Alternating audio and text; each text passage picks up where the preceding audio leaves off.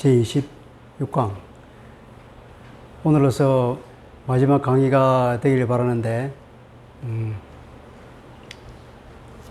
지난번에는 5장 21절까지 했고, 오늘은 5장 22절부터 마지막까지, 그리고, 로마서의 마지막 장인 인사에 관한 16장을 하고, 시간이 좀 되면 전체적으로 한 번 더 복습을 했으면 좋겠는데, 그래야 한 번 더 로마서 전체를 우리가 구조나 이런 것들 머릿속에 한 번 더 리마인드 하면 좋을 것 같은데, 시간이 될지 모르겠어요. 우선 15장 22절부터 같이 한번 읽어보겠습니다. 15장 22절부터 마지막까지 교독하겠습니다. 그러므로 또한 내가 너희에게 가려 하던 것이 여러 번 막혔더니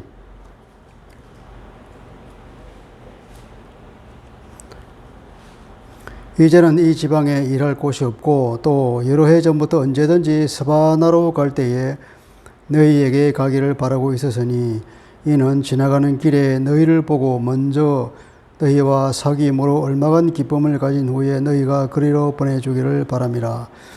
그러나 이제는 내가 성도를 섬기는 일로 예루살렘에 가노니 이는 마케도니아와 아가야 사람들이 예루살렘 성도 중 가난한 자들을 위하여 기쁘게 얼마를 연보하였음이라.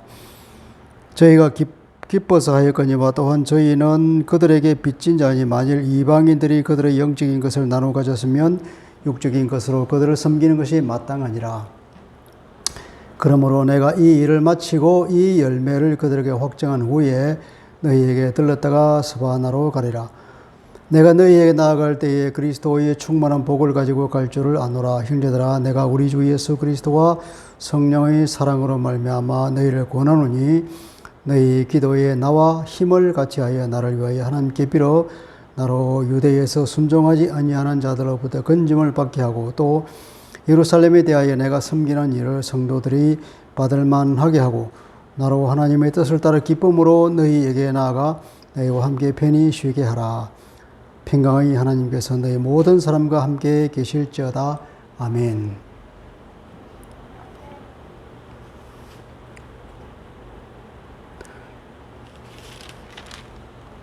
그리고 로마서 15장 21절까지는 이제 중요한 어떤 내용은 다 끝났다고 봐져요. 그리고 이제 22절부터 34절까지는 바울이 로마 방문 계획을 이제 얘기를 하는데, 내가 여러 번 로마로 가고 싶었지만, 기회가 막혔다. 근데 이제,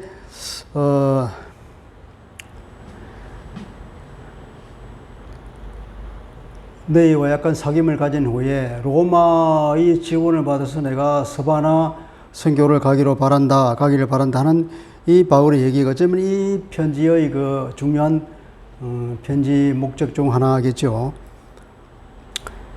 예, 그리고 이제 바로 내가 로마로 가는 것이 아니라 지금은 내가 할 일이 있다. 무슨 할 일이냐면 내가 성도를 섬기는 일로 예루살렘에 간다. 예루살렘에 가는 것은 바울은 이것을 매우 중요한 일로 생각했습니다.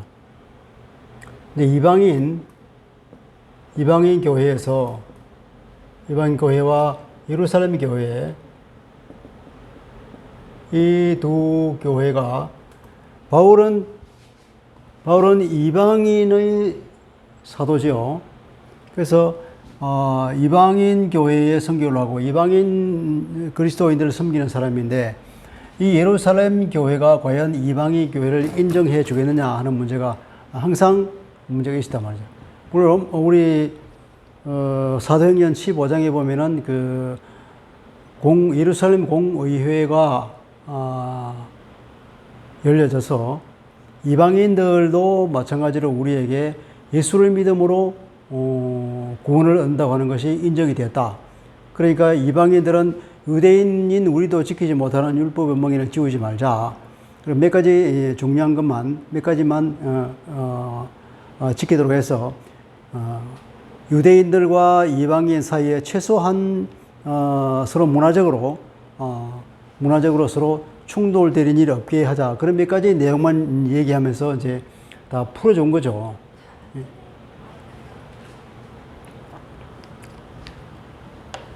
이방인들은 저 마이크 하나 가져.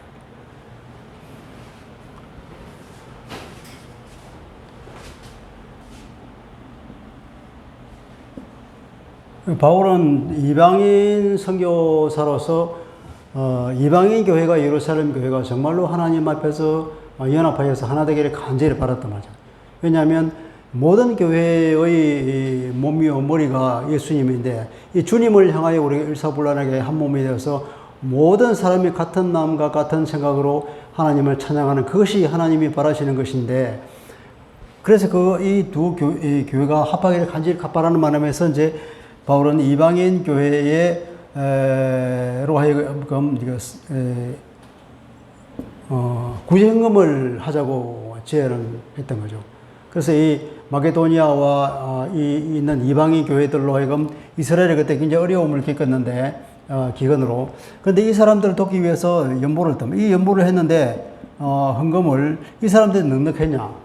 이 사람들도 깊고 넉넉하지 않고 아주 어려운 가운데서도 자기들이 기쁜 마음으로 이것에 참여하는 것을 하나의 특권으로 생각하고 그들이 온 마음을 다해서 헌금을 했단 말이에요. 그래서 그 금액의 헌금을 준비해서 이제 이것을 예루살렘 교회에 전달하고자 하는 바울의 계획이 있다고. 근데 그 전달하는 것이 그냥 헌금이 전달되는 것으로 끝나는 것이 아니라 이 헌금을 예루살렘 교회가 기쁜 마음으로 받음으로 인하여서 예루살렘 교회가 이방인 교회에 서로 형제간의 동지애를 느끼고 서로 하나 되는 중요한 어떤 모멘텀으로 본 거죠. 바울은 이것을 굉장히 중요한 의미를 부여하면서 이제 그렇게 하는. 그런데 예루살렘 교회 이방인 그리스도인들이 다 그러면 이것을 허용하느냐? 그게 아니라는 거죠, 현실적으로. 현실에 많은 유대인 그리스도인들이 자기들이 그동안에 믿고 살았던 율법을 지키는 문제에 있어가지고는 굉장히 보수적이란 말이죠. 그러니까 우리가 율법을 지키듯이 저 이방인들도 역시 율법을 지켜야 아브라함 복에 참여하는 것이 아니냐. 그런 생각이 공의회의 결정이 내려졌지만 그것을 언뜻 보면 순종하는 것 같지만 그 마음, 정서적으로는 순종하지 못하는 사람이 너무나 많아서 바울을 수용하지 못하는 사람이 너무나 많았다는 거죠. 이 율법에 열심인 사람들이 너무나 많다는 거죠. 사도행전에 보면 그런 얘기가 있습니다. 그래서 바울은 이제 그 일을 하고 나서 그 일을 끝내고 너희들에게 돌아오면 그리고 너희들이 나를 스바나로 스페인이죠. 스페인 선교사로 보내주면 좋겠다는 그 내용을 얘기를 하고 있는 것이 이제 15장의 후반부입니다.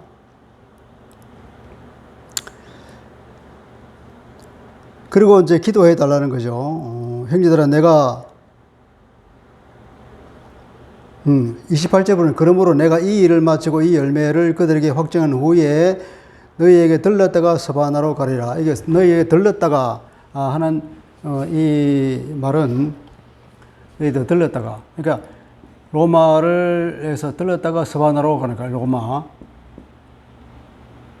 이게 영어로 컴바이, 들렀다는 게 컴바이인가요?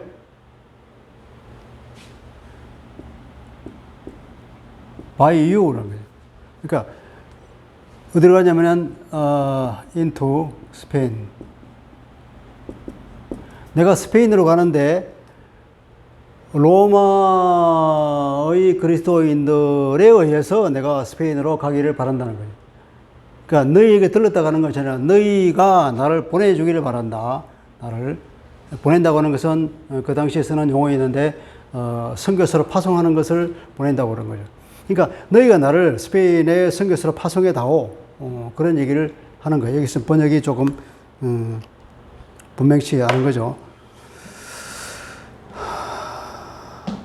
그리고 기도를 부탁합니다. 내가 우리 주 예수 그리스도와 성령의 사랑으로 말미암아 너희를 권하노니 제발 좀 기도해달라. 너희 기도에 나와 힘을 같이하여 나를 위하여 함께 하나님께 빌어달라. 힘을 같이하여 하는 것은 여기서 함께 기도해달라는 것은 함께 기도로 싸우자.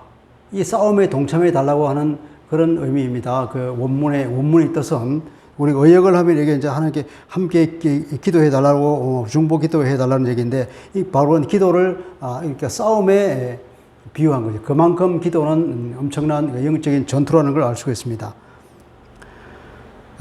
그리고 나로 유대에서 순종하지 아니하는 자들로부터 건짐을 받게 해다오.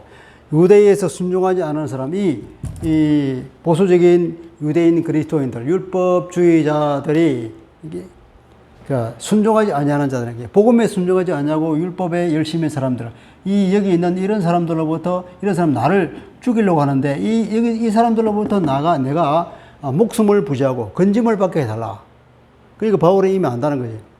그 갈 때도 여러 사람들이 성령께서 예루살렘에 가면은 체포가 있을 것이다, 구금이 있을 것이다, 아주 고난이 있을 것이다, 이런 성령의 예언이 많이 있었는데도 불구하고 바울은 굳이 그 예언의 말씀을 들었지만 자기는 그것을 무릅쓰고 자기가 해야 할 길을 목숨을 걸고 바울은 이 일을 해나가는 거죠. 전 세계 복음화와 온 세계 교회가 하나 되기를 바라는 그런 간절한 마음을 안고 이 일을 해나갑니다. 바울은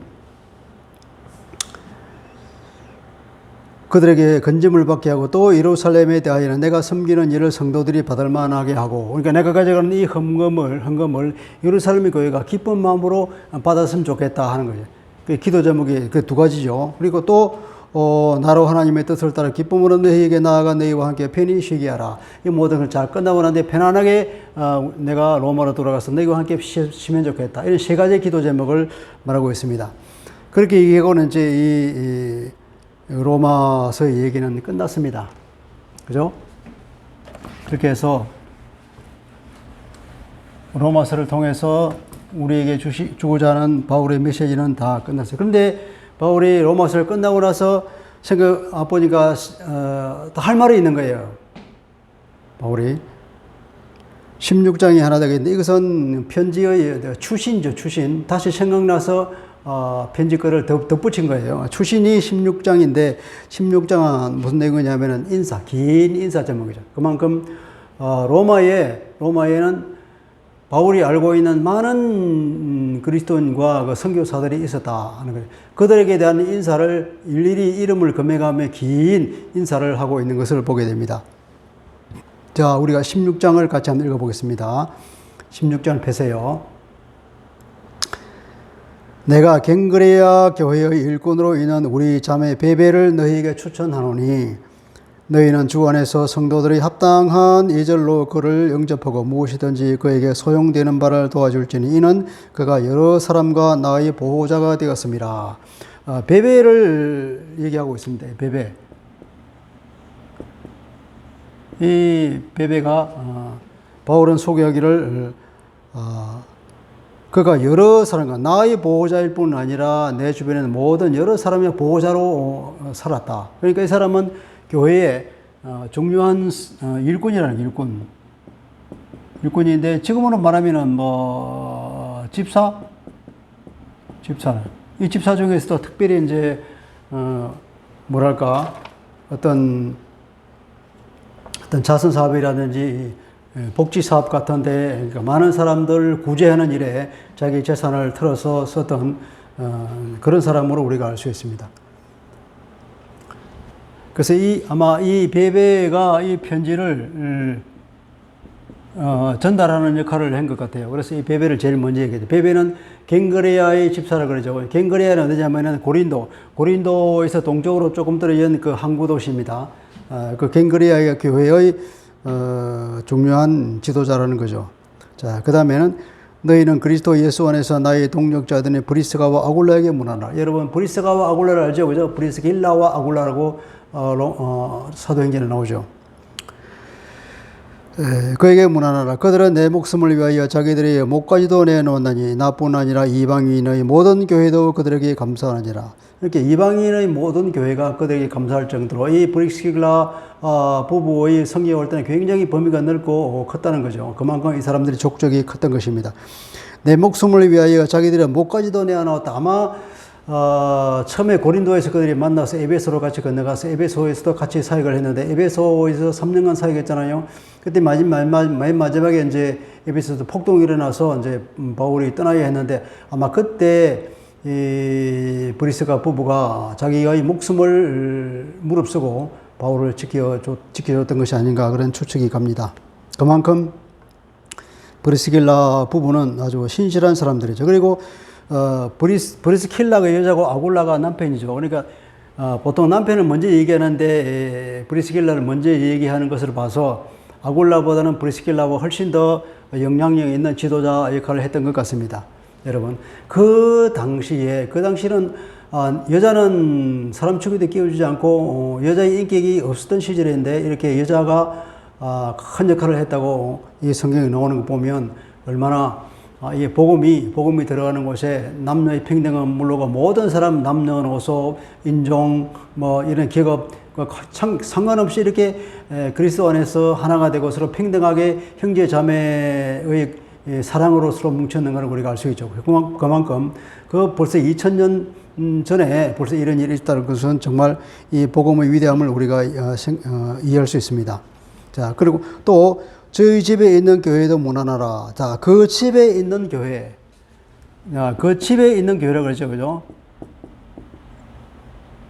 그 당시의 교회는 지금처럼 교회당이 있고 사람들이 이 교회당에서 모여서 서로 예배를 드리고 함께 교제를 나누고 그런 것이 아니었단 말이에요. 그때는 교회당이 없고 그냥 어떤 돈이 많은 사람, 집이 큰 사람, 큰 집을 가지고 있는 사람이 있으면 그 사람이 그냥 자기 집을 개방해요. 개방해서 사람들을 거기서 모으고 그러면 그 돈 많은 사람이 독지가가 일종 그 자기 집을 교회로 삼은 거죠. 사람들이 수시로 이 집에 모여서 예배하고 말씀 나누고 서로 교제하고 거기서 식사도 하면서 친교를 나눴다는 거죠. 이게 우리가 말하는 가정교회. 그러니까 이 당시에는 다 가정교회로 사람들은 모였고 로마도 마찬가지로 가정교회로 이루어졌다는 겁니다. 로마 교회 그러면 로마에 있는 큰 건물이 있고 거기에 사람들 모여서 예배드리는 그 교회를 말하는 것이 아니라 로마시가 전역에 이렇게 군데군데 흩어져서 가정교회를 모이고 있는 그것을 다 합하여서 그냥 가정교회라고 이렇게 로마에 있는 교회 다 뭉뚱그려서 그렇게 표현했던 것이죠. 고린도 교회, 에베소 교회, 혹은 갈라디아 교회 다 마찬가지입니다. 그런 식으로 표현했던 겁니다. 그는 또 저희 집에 있는 교회에게 문안하라. 내가 사랑하는 에베네도에게 문안하라. 그는 아시아에서 그리스도께 처음 맺은 열매니라.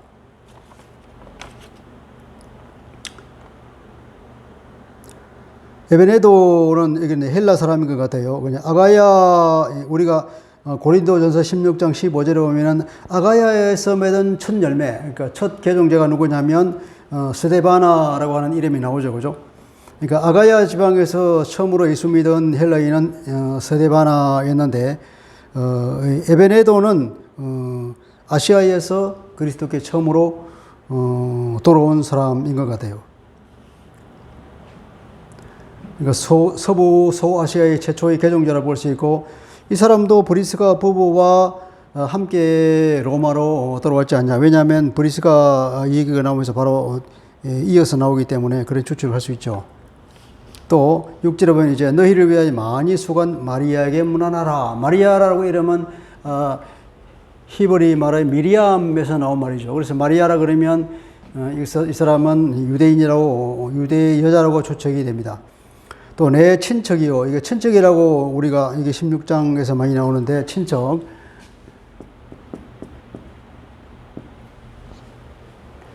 친척은 신게네서.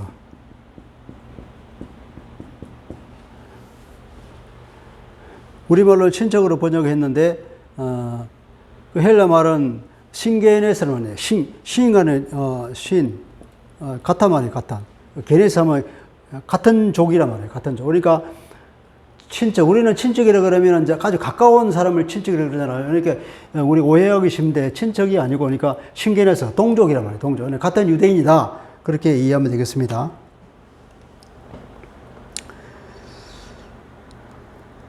내 동족이요 나와 함께 갇혔던 이게 함께 갇히기도 했던 안드로니고와 유니아에게 문안하라. 그들은 사도주들 중에서 존중이 여겨지고 또한 나보다 먼저 그리스도 안에 있는 자. 나보다 먼저 예수를 믿었던 사람이고 그리고 나의 동족이요.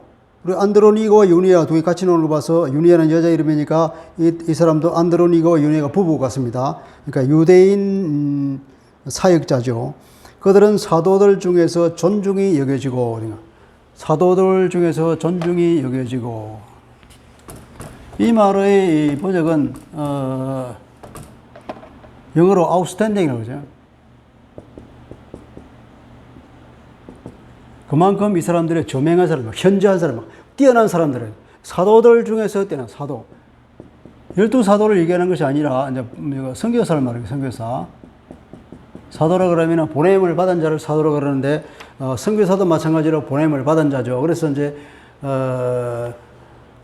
사도라 그러면 넓은 의미에서 사도라 그러면 이제 선교사로, 지금 우리로 보면 선교사라고 하는 용어가 많겠죠.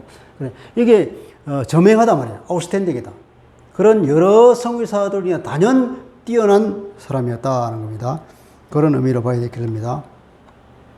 이 유대인 그리스도인 선교사들, 나와 함께 갇히게 됐고 바울보다 먼저 그리스도인이 되었던 이 유명한 사람, 나와 동족이라는 거죠.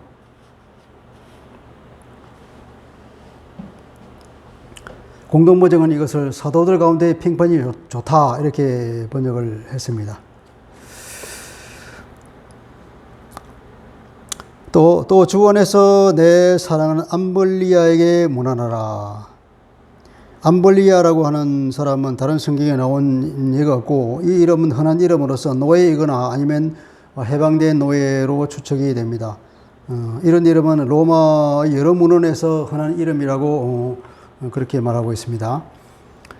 암블리아. 그리고 그리스도 안에서 우리의 동력자인 우르바노와 나의 사랑하는 스타구에게 문안하라. 이제 우르바노와 스타구라는 이름이 나왔습니다. 이 사람들은 나의 동력자를 그러고 내 사랑하는 사람이라고 했죠. 이 사람들도 이런 이름들도 다 흔한 이름, 즉 노예의 이름, 노예들 가운데서 많은 이름이라고 그럽니다. 그래서 아마 노예들 중에서 개종한 사람이 아닌가 추측이 되죠. 또 나옵니다. 그리스도 안에서 인정함을 받는 아벨레에게 문안하라. 그리고 아리스토블로의 권속에게 문안하라. 아벨레는 로마의 유대인 가운데서도 또 흔한 이름이라 그럽니다. 이 사람은 이제 유대인이죠. 그리고 아리스토블로의 권속. 아리스토블로는 뭡니까? 아리스토블로가 아니고 아리스토블로의 권속이라고 했으니까 아리스토블로의 가족들 중에서, 그러니까 이 가족이라는 것은 대가족을 말하는 거죠. 큰 가족을 단위를 말하는데 그 가족들 중에서 예수 믿는 사람들이 들어 있었다는 거겠죠. 그리고 마지막으로 그 다음에는 이제 내 친척 헤로드, 이렇게 내 동족 헤로디온에게 문하라. 그리고 나기수의 가족 중 주 안에서 있는 자들에게 문하라. 나기수의 가족, 마찬가지로 나기수의 큰 가족 중에서 예수 믿는 사람들이 들어 있었다는 겁니다. 헤로디온, 이 사람은 유대인 그리스도인을 말하는 것이고, 이 사람도 이제 헤로디온이라 그러니까 헤롯이라는 이름에서 따왔겠죠. 그러니까 이 헤롯 권속에게 속한 노예였거나 혹은 거기서 해방된 노예로 우리가 생각할 수 있죠. 나기수라고 하는 것은 나르키수스라 그러는데, 그러니까 나르키수스의 가족 중에서 주 안에 있는 자들, 그러니까 이 사람은, 나르키수스는 유명한 사람, 유명한 이름이 있는데 클라우디우스 황제 때에 그 부와 권력을 누리던 해방된 노예로서 유명한 사람이 있었다. 그 이름이 뭐냐면 티베리우스 클라우디우스 나르키수스라고 그랬습니다. 이 사람일 가능성이 있다는 거죠. 근데 이 사람이 아니고 그 사람의 권속 중, 가족 중에 그리스도인 무리가 있었다는 거죠. 그러니까 이 나기수의 가족에게, 아니 그 전체 가족에게 가정교회가 있었다 추측해 볼 수 있죠.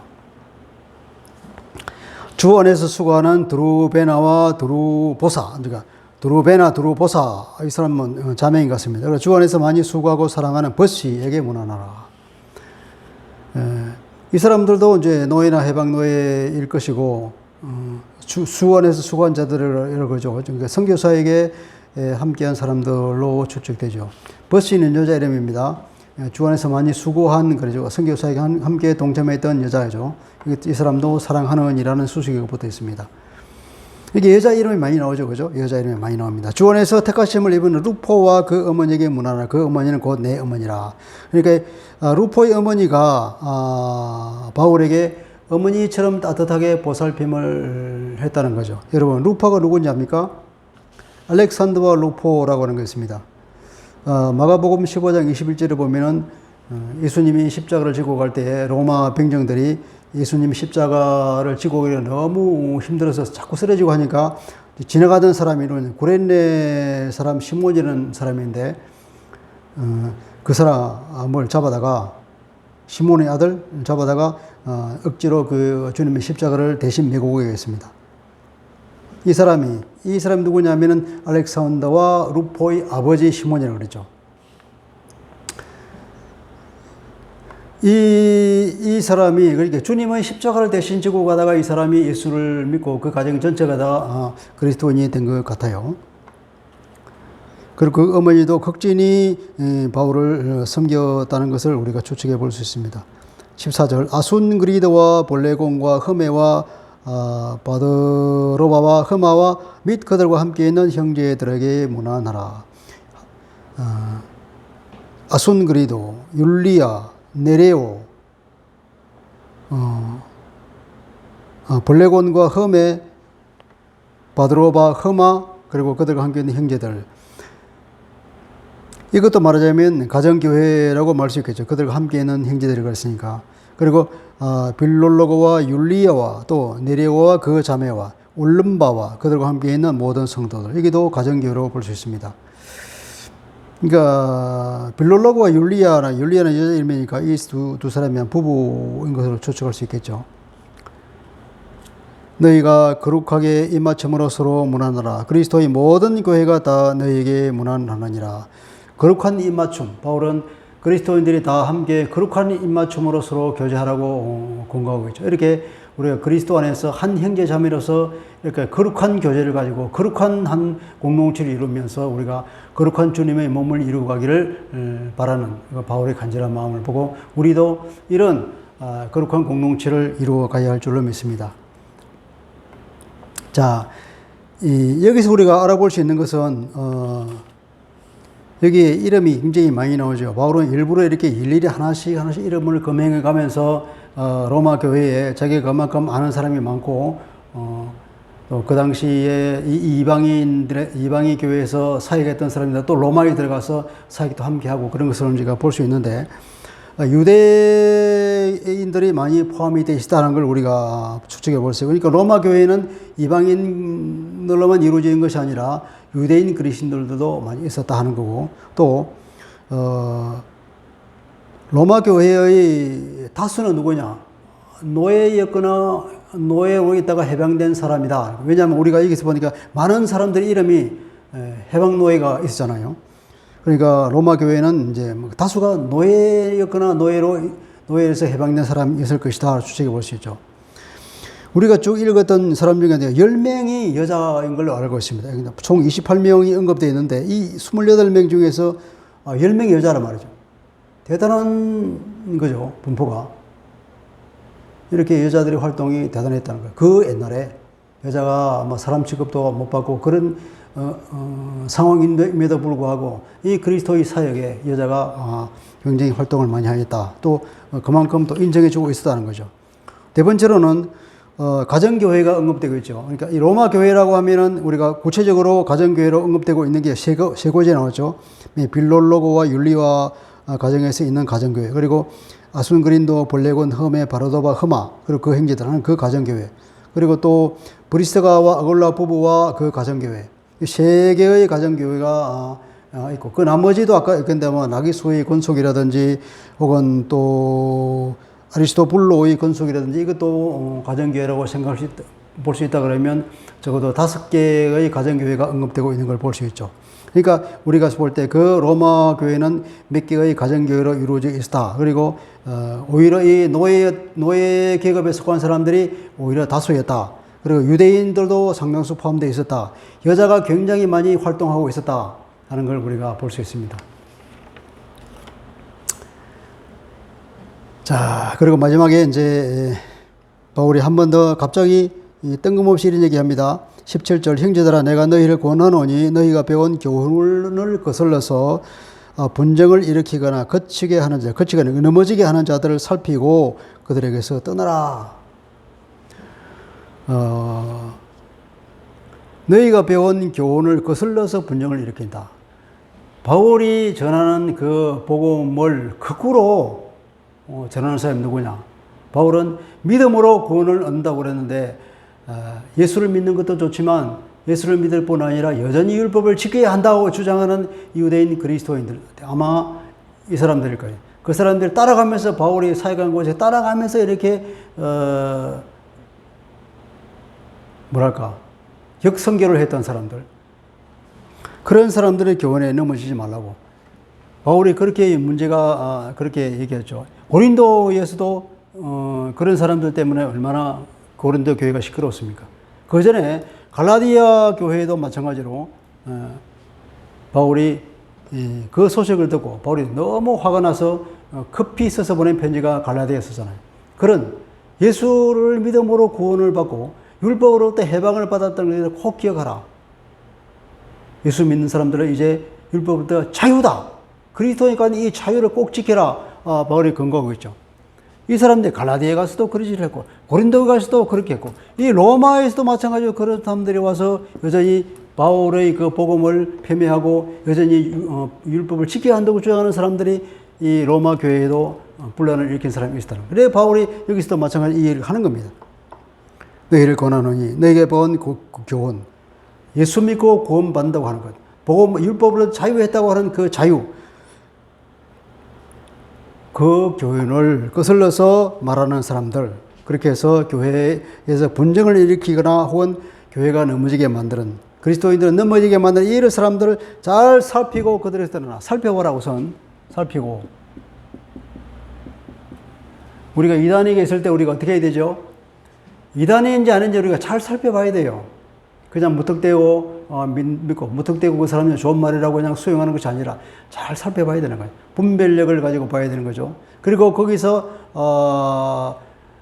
성경에서 말하는 교훈이 아니다고 할 때는 과감하게 떠나야 되는 겁니다. 그들에게서 떠나라. 바울이 권고하듯이 이 같은 자들은 우리 주 그리스도를 섬기지 아니하고 다만 자기들의 배만 섬기나니, 이 사람들은 경제적인 이익을 위해서 다니는 사람들이죠. 교활한 말과 아첨하는 말로 순진한 자들의 마음을 미혹하느니라. 사탄의 거짓말을 잘하듯 이 사람들도 그렇게 겉으로는 그럴듯해 보이지만 복음과 배치되는 얘기를 해서 사람들을 믿음에서 떨어지게 하는 이런 거짓말쟁이라는 겁니다. 너희의 순정함이 모든 사람에게 들리는지라. 그러므로 내가 너희로 말미암아 기뻐하노니 너희가 선한 데에 지혜롭고 악한 데에 미련하기를 원하노라. 선한 데에 지혜롭고, 선과 악을 행하는데 선을 행하는 데는 온 정신과 온 능력을 다 쏟아서 아주 선한 일에는 모든 지혜를 다 쏟아라. 악한 데는 오히려 바보처럼 악에 가는 것은 듣지도 못하고 그런 식으로 살아라 하는 거죠. 그리고 평강의 하나님께서 속히 사탄을 너희의 발 아래에 상하게 하시리라. 마지막 때가 가까웠다고 바울은 생각했죠. 마지막 때에 주님께서 재림한 그 시기에 바로 주님께서 재림하셔서 이 악한 사단을 바로 무적에게 집어넣고 심판하실 것입니다. 주님이 재림할 때는 이 사단은 영원한 무적행으로 떨어질 것입니다. 이미 주님께서 십자가를 지심으로써 부활하심으로써 사탄의 머리를 깨고 요한계시록 20장에 의하면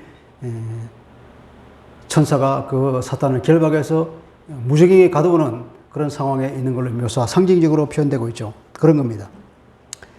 속히 사탄을 너희 발 아래 상하게 하시리라. 발 아래 상하는 것은 창세기 3장 15절 여자의 씨가 사탄에 있는 머리를 상하게 할 것이라는 그 창세기 말씀과 동일한 말입니다.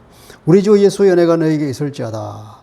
자, 이제 또 인사가 나옵니다. 바울과 함께 같이 있는 사람들이 이제 로마 교회에게 문안합니다. 나의 동역자 디모데와 나의 친척 누기오. 여기 친척 누기오, 이게 또 동족이죠. 누기오라는 것은 루기오입니다. 루기오인데 루기오의 애칭이 누가라는 거예요. 여러분 누가를 잘 알죠, 그죠? 이 누가가 루기오라는 이름이 누가라고 애칭으로 불렸다는 것입니다. 그것은 이 사람은 헬라인이지만 유대인이죠. 유대인 디아스포라라고 볼 수 있습니다. 또 야손과 소시바드가 내게 문안하느니라. 이 편지를 기록하는 나 드디어도 주 안에서 내게 문안하느니라. 이 드디어는 이 편지를 쓰는 사람이죠. 그러니까 대필자입니다. 바울이 이 편지를 이렇게 불러주면 그것을 기록하는 사람. 그 사람이 누구냐? 드디어. 그러니까 이 편지를 대필하는 사람은 드디어고 이 편지를 전달한 사람은 누구라고 그랬죠?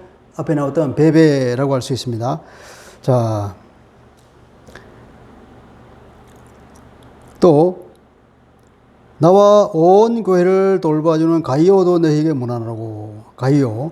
또 이 성의 재무관 에라스도와 또 형제 구하도도 너희에게 문안하느니라. 성경에 이제 다른 데는 언급이 안 됐기 때문에 이 사람들이 어떤 사람인지를 잘 모르죠.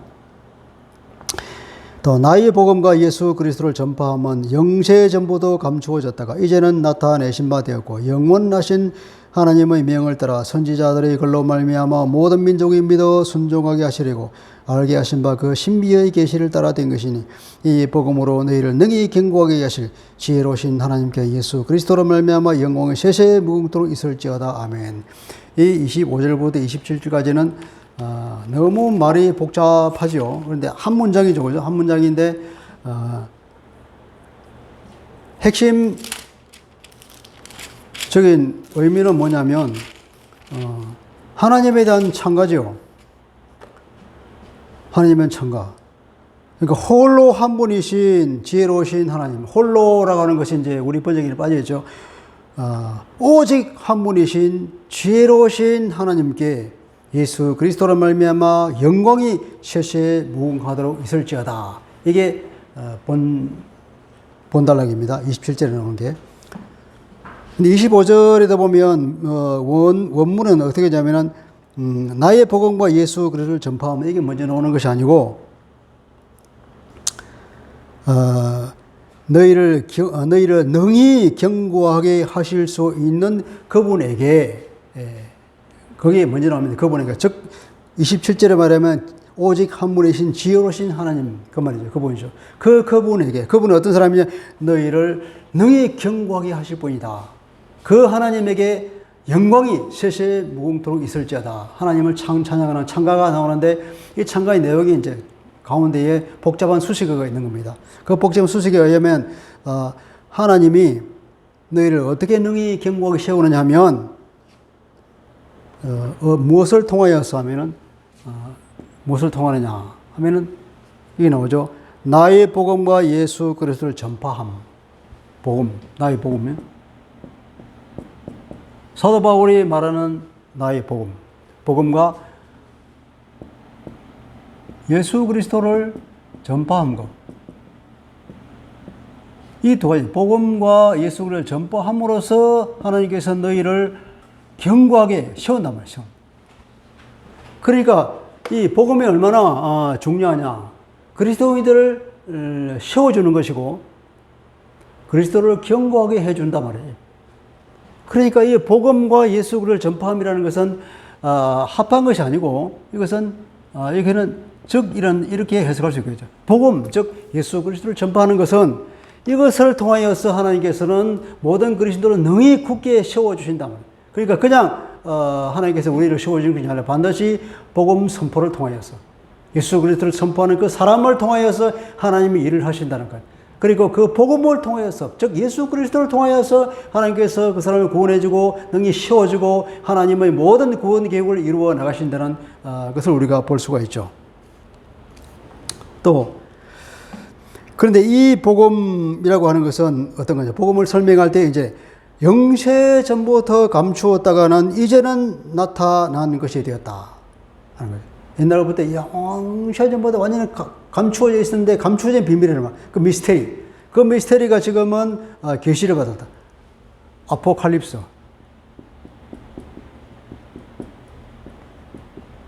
아포칼립토스? 아포칼립시스가 아니야. 미스테리.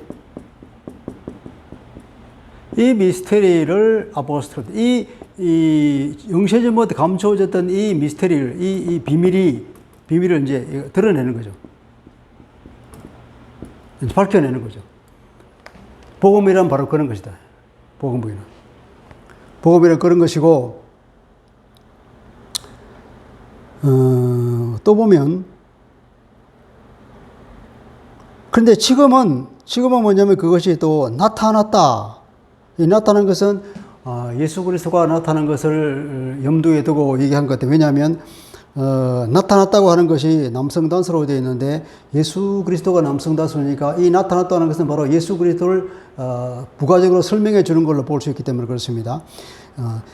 지금까지는 영원한 비밀로 있었는데 지금은 그것이 나타났다. 어떻게 나타나면 선지자들의 글을 통하여서 그리고 영원하신 하나님의 명령에 따라서 나타났다. 그리스도가 이 땅에 오셨다는 거예요. 그리스도가 이 땅에 오신 그것이야말로 복음이니까 그런 거죠. 그것이 영원한 비밀이 이제는 드러나게 된 것. 그것이 이제 그 계시된 걸로 보는 거죠. 그것은 뭐냐면 믿음의 순종을 위하여서 모든 민족들을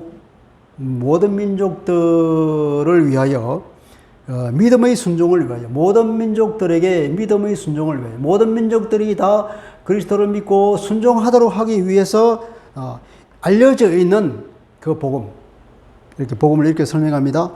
복음은 뭡니까? 복음은 바로 그 복음과 예수 그리스도를 전파함으로써 하나님께서는 이 교회를 능히 세워나가십니다. 교회를 세우시는 하나님의 그 방법은 바로 이 복음과 예수 그리스도를 선포하는 것을 통해서 우리를 세워나가시는데 이 복음이라는 것은 어떤 것입니까? 영세전부터 비밀로 있었던 것인데 지금은 바로 그 선지자들과 하나님의 명령에 따라서 이미 오신 그리스도 그분을 통하여서 이제 우리에게 다 알려지게 되고 계시되고 그리고 모든 이방 사람들이 다 그분을 믿어서 순종하기 위해서 다 알려지게 된 하나님께서 우리에게 밝혀 드러내게 해주신 이 복음을 말하고 있습니다. 그 복음을 통하여서 우리를 능히 세워주실 그 지혜로우신 하나님, 그 유일하신 하나님께 영광이 세세토록 그리스도를 말하며 있을지어다 하는 하나님의 창조를 볼 수 있습니다. 자, 이것으로서 강의는 16장까지가 다 끝났습니다. 우리가 이제 대강 복습을 한번 해보죠. 로마서 1장은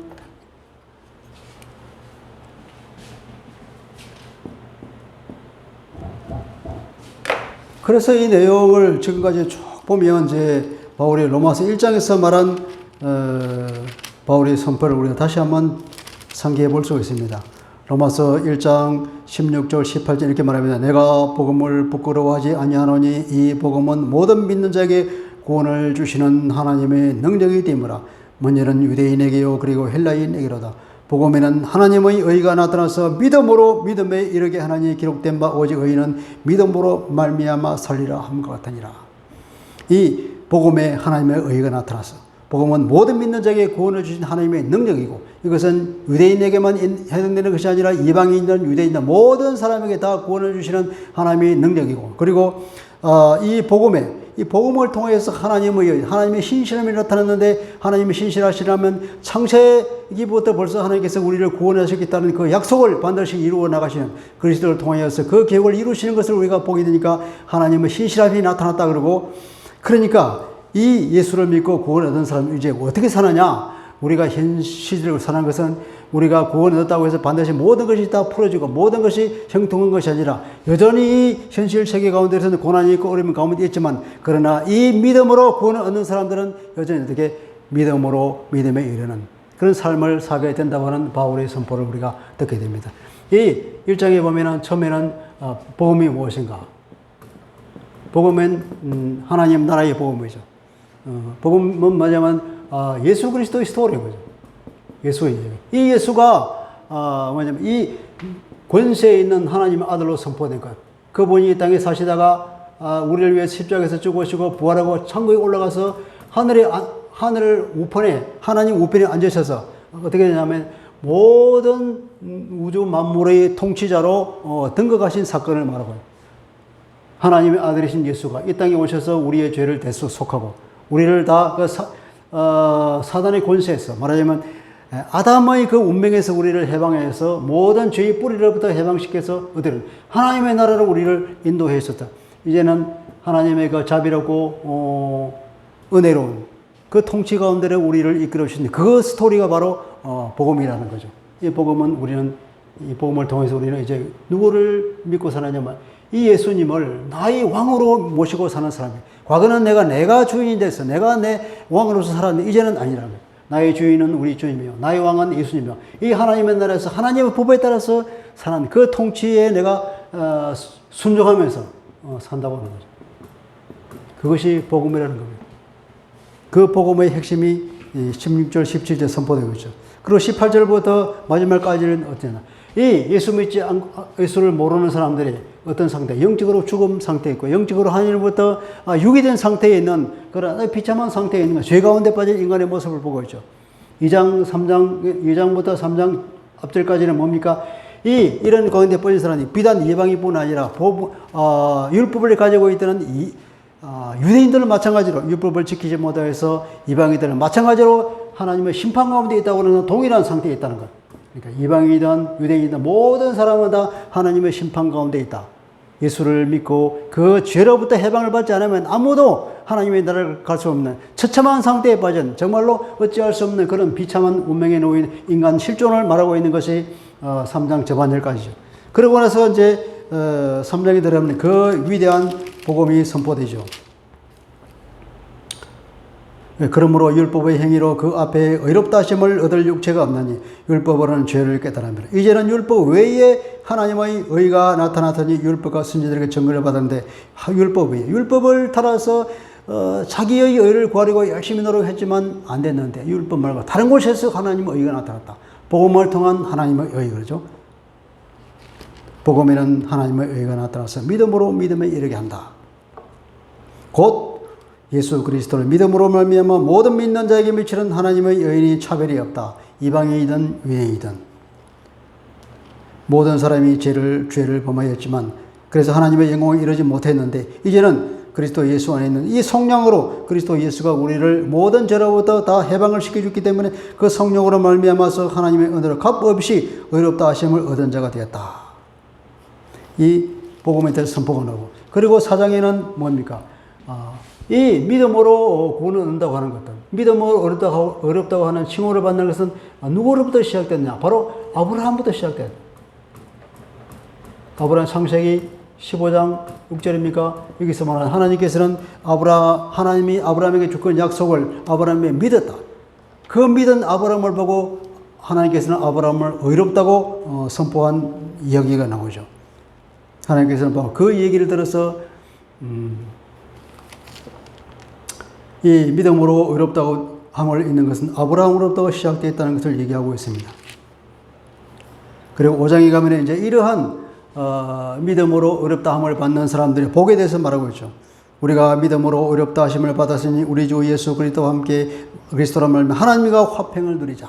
자, 이렇게 돼서 이제 과거에 아담 부부가 에덴을 떠났죠. 에덴을 떠난 것은 하나님을 배신했기 때문에 하나님과 관계가 단절되어 있는데 이제는 다시 하나님과 화평을 누리게 됐다는 겁니다. 예수 그리스도를 믿음으로 우리는 하나님으로부터 의롭다는 칭호를 받고 즉 하나님으로부터 수용을 받았습니다. 인정을 받았습니다. 그래서 하나님과의 관계가 막혀있던 죄로 인해서 묶였던 우리가 떠났던 그 관계가 회복되어서 예수 그리스도가 우리에게 다르게 되었죠. 그리고 우리가 하나님께 가는 길이 되었고 우리가 하나님으로 인정을 받아서 하나님의 자녀라고 불리는 놀라운 신분의 회복이 이루어졌다는 거예요. 이 화평을 노래하고 있죠. 그리고 이런 화평을 가진 사람들은 우리 일상 이 현실에서 비록 환난이 있지만 그 환난 가운데서도 기뻐하는 사람이 됐다는 거죠. 이뿐 아니라고 그러고 환난 중에도 즐거워하니 환난은 인내를 인내는 연단은 소망을 이루는 줄 알미라. 그렇게 이 소망이 우리를 부끄럽게 하지 않는다. 왜냐하면 하나님께서 우리에게 사랑을 부어주었기 때문에 그렇다. 그리고 아담과 그리스도가 합니다. 아담 대표적으로 인간을 대표하는 아담이 있고 인간을 대표하는 그리스도가 있습니다. 이건 제1아담, 제2아담. 아담으로 인해서 모든 사람이 죽었지만 그리스도로 인해서 모든 사람이 살아나는 이 두 사람을 이제 상징적으로 서로 대비해 봄으로써 이 복음이 그리스도를 통한 복음이 얼마나 우리에게 큰 은혜를 가져오는 것을 얘기하고 있습니다. 그리고 6절에 가면 이제 우리가 죄가 많은 곳에 은혜가 넘친다고 바울이 얘기하죠. 왜냐하면 그 많은 죄를 사함을 받았으니까. 그 얘기를 하니까 바울을 반대하는 사람들이 이제 그런 반론을 일으킬만 하죠. 그러면 죄가 많은 곳이 은혜가 많다고? 그러면 죄를 지어도 되겠네? 많고 죄를 짓겠네? 그런 것이 아니라 바울. 이미 우리는 죄에 대해서 죽었다. 죄에 대해서 죽었다. 우리가 세례를 받음으로 인해서 세례를 받아서 우리가 죽어서 그리스도 안에 들어갔다. 어떻게 우리가 더 죄를 짓겠냐? 우리는 의의 종으로서 계속해서 이 삶을 살아가면서 거룩을 이루어 나가는 존재로 살고 있다. 이 거룩을 계속해서 하다 보면 이제 그 살 때 우리가 마감할 때 하나님을 갈 때 주님을 만날 때 우리가 주님의 품에 박여 들어가는 것. 이 그리스도인들은 계속해서 이 환난의 어려운 이 현실을 살면서도 여전히 그 거룩을 향하여서 가고 있는 사람이라고 말하고 있죠. 그리고 이제 이 죽음이라는 모티브를 어떻게 이제 이어가냐면 이제 율법에 대해서 율법은 살아있는 사람에게만 적용되는 것이 죽어있는 사람에게는 율법이 적용되지 않는다. 우리가 죄에서 죽었단 말이에요. 우리가 죽었으니까 더 율법하고는 관계없이 이제는 복음에 대해서 살아있다. 율법은 적용이 안 받는다. 그래서 우리는 옛날에는 이 율법 조문을 지키려고 노력했지만 이제는 율법 조문으로 지키려고 노력하지 않는다. 우리는 예수 믿는 사람들은 우리는 죽고 우리 안에 성령이 오셨기 때문에 이 성령을 통하여서 하나님의 성품을 따라가기 때문에 어땠습니까? 율법을 이루는 삶을 살게 된다는 거죠. 이제는 우리가 얽매였던 것에 대하여 죽었으므로 율법에서 벗어났으니 이러므로 우리가 영의 새로운 것으로 섬길 것이요. 영의 새로운 것. 성령으로 하나님을 섬기고 율법 조문에 묵은 것으로 아니한다. 율법 조문에 묵은 거니까 율법의 어떤 그 레터 글자 하나하나를 따라서 섬기지 않는다는 거죠. 그 죄는 그러면 어떤 것이냐? 율법은 죄와 어떤 관계냐? 율법은 죄를 드러내는 역할을 한다. 율법은 우리가 죄인이라는 것을 깨닫도록 하는 것이 깨닫도록 하는 기능이 있고 또 죄가 얼마나 무서운 것인지 그것을 드러내고 죄에 대한 경각심을 우리가 주기 위해서 율법을 우리에게 주었다는 것입니다.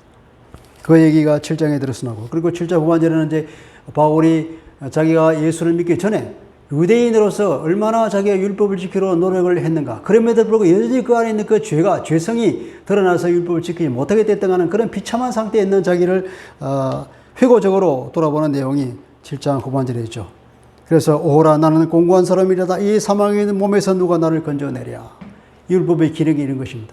율법의 기능이 바로 이렇게 자기는 처절하게 율법을 지킬 수 없는 그 죽음 가운데 있다는 사실을 깨닫고 내가 구원을 받아서 하나님께 가야 할까? 누구가 나를 건져주라. 그 도움의 구원의 손길을 간절히 기다리도록 만드는 것이 율법의 기능이라는 것을 바울이 간접적으로 말하고 있죠.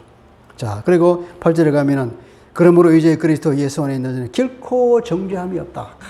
이게 구원에 대한 이제 선포를 다시 한번 하는 거죠. 그리스도께서 자기 육체의 죄를 가져서 그 죄를 심판해버리는 그 십자가에서 주님의 그 사역을 이렇게 보고 있습니다. 그래서 우리는 이제 육신을 따르지 않고 영을 따라 행하는 우리 모두가 율법의 요구가 이루어지도록 주께서 그렇게 하셨다는 거죠. 우리의 모든 죄는 주님께서 친히 십자가에서 다 해결해버리고 이제는 우리에게 오신 그 성령을 따라서 율법 조문을 하나하나 지키려고 하는 것처럼 전체의 율법 정신을 따라서 하나님의 성품에 맞는 삶을 살아가도록 함으로 인해서 우리는 그리스도인들은 다 성령의 인도를 따라 살면은 율법을 지키게 되어 있다 하는 내용이죠. 이런 이 구원의 믿음으로 얻는 이 구원은 비록 우리만 구원 얻는 것이 아니라 온 피조 세계도 다 함께 구원이 예정되어 있다는 것입니다. 그리고 이 구원에 대한 위대함을 노래하는 것이 로마서 8장 31절로 39절까지죠. 그래서 9장, 10장, 11장은 이것이 이 하나님의 그 신실함이 유대인에게 어떠냐. 유대인에게도 여전히 하나님의 그 약속은 유효하다. 남은 자를 통하여서 하나님께서 선택하여서 구원을 이루겠다는 그 하나님의 약속은 여전히 유효해서 반드시 유대인에게도 구원의 날이 대규모로 이런 날이 반드시 올 것이라고 바울은 이제 선언하고 있습니다. 그리고 12절부터 13절, 14절, 15절까지는 우리가 그러면 구체적으로 어떻게 살아야 할 것인가. 그죠? 12절은 보면은 그러므로 형제들아 내가 하나님의 모든 자비하심으로 너희를 권하니 너희 몸을 하나님이 기뻐하시는 거룩한 산 제물로 드리라. 이는 너희가 드릴 마땅한 예배다. 이렇게 선언하고 이러한 우리가 세상에 대해서는 죄에 대해서는 죽고 하나님에 대해서는 살아있는 사람으로서 나를 거룩한 산 제물로 드리려고 이제는 새로운 사람으로 살아가는 삶을 살아라는 거죠. 이것은 어떻게 됩니까? 이 세대를 본받지 말고 오직 마음을 새롭게 함으로써 변화를 받은 사람만 할 수 있는 일이죠. 그렇게 해서 우리가 구체적으로 이제 사랑을 하며 살아라는 얘기입니다. 이 그리스도인의 생활이 이 국가에 대해서는 어떻게 행사해야 되느냐. 13장이 나옵니다. 국가 권세를 인정하라는 얘기죠. 14장, 15장은 이제 믿음이 약한 사람을 우리가 서로 받아주는 것. 교회가 분열하지 않고, 교회가 연약한 사람을 받아줘서, 교회 전체적으로 세워서, 교회가 한 주님의 몸으로서 다 이렇게 은혜를 받도록, 그죠? 너희가 서로 받아라. 하는 그런 내용을 얘기하고 있습니다. 이것이 로마서의 전체적인 내용입니다. 자, 기도하겠습니다. 하나님 아버지, 오늘로서 그 긴 로마서 강의가 다 끝이 났습니다. 주님, 우리가 이 로마서를 처음부터 끝까지 우리가 자세히 살펴봄으로써 이 구원의 놀라운 비밀이 어떤 것인가를 우리가 조금이나마 그 얼개를 더 들여다보았습니다. 하나님, 우리가 믿음으로 구원을 얻는 이것. 주님께서 친히 이 땅에 오셔서 우리의 죄를 주님의 십자가에서 대속하시고 우리가 더 이상 나로 살지 아니하고 이제는 내 안에 오시는 성령으로 통해서 내가 새롭게 주님 안에서 새로운 삶을 살아가는 놀라운 원리를 우리가 발견해야 됩니다. 그래 우리는 이제는 예수 그리스도를 믿고 구원을 얻는 우리는 더 이상 우리가 내 자신의 주인이 아니고 내가 나로 사는 것이 아니라 내 안에 들어와서 사실은 그리스도로 사는 놀라운 삶을 보게 되면 나는 죽고 그리스도로 사는 사람, 나는 죽고 이 성령의 인도함을 따라 살아가는 이 삶, 이것이 얼마나 놀라운 것인지 우리가 바울이 노래하는 걸 보게 됩니다. 주님, 우리가 정말로 성령의 인도함을 잘 따라서 주님께서 원하시는 놀라운 삶, 날마다 거룩해지는 그 삶, 우리가 비록 이 땅에 고난 가운데 있지만 우리가 저 영원한 하나님의 영광을 바라보면서 이 땅에서 기뻐하며 살아갈 수 있는, 그래야 이 땅에서 우리가 교회가 서로 하나 되고 서로를 지체를 약한 주체를 품어주고 서로 함께 철로 역전의 길을 걸어갈 수 있는 그런 그리스도인이 다 될 수 있도록, 그래 하나님의 마음을 기쁘게 하시는 그런 그리스도인이 될 수 있도록 주님 우리에게 복을 내주시고 은혜 주시고 힘과 능력을 더하여 주옵소서. 감사하며 주 예수 그리스도 이름으로 기도합니다. 아멘.